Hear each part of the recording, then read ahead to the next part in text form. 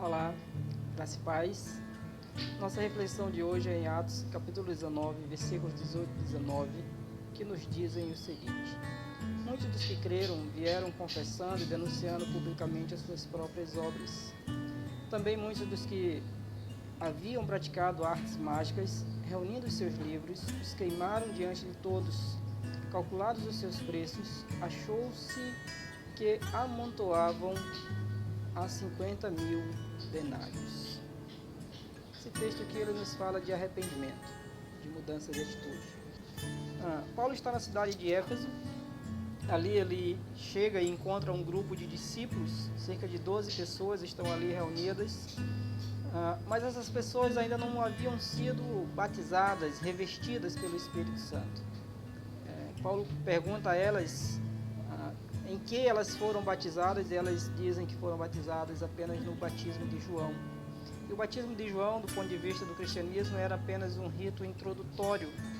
Então Paulo toma essas pessoas, batiza-as novamente, desta feita em nome de Jesus, ora por elas, impõe as mãos sobre elas, e o Espírito Santo então desce sobre elas, capacitando-as agora a serem proclamadoras também do Evangelho de Jesus e revestindo-as para que elas estejam assim fortalecidas para resistir às tentações que haveriam de vir. Além disso, há outros eventos, e a Bíblia diz nesse texto que Deus usava de maneira extraordinária Paulo, a tal ponto de pessoas pegarem os seus aventais, os seus lenços de uso pessoal e levarem para as pessoas enfermas, e diante desses objetos as enfermidades recuavam, os espíritos imundos deixavam as suas vítimas. Então Deus usava Paulo de maneira tremenda.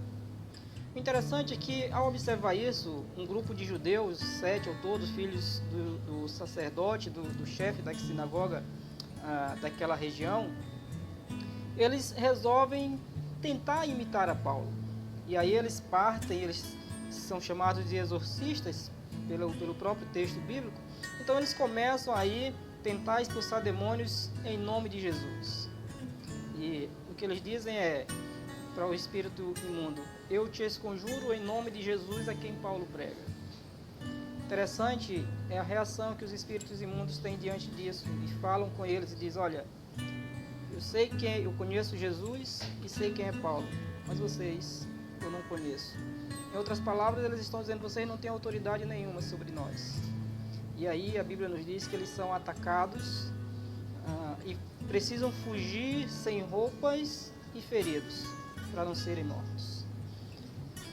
Diante desse fato, isso se torna conhecido por toda aquela região, tanto de gregos quanto de judeus, e muitos então agora passam a crer no Evangelho, passam a crer em Jesus, aquele a quem Paulo prega.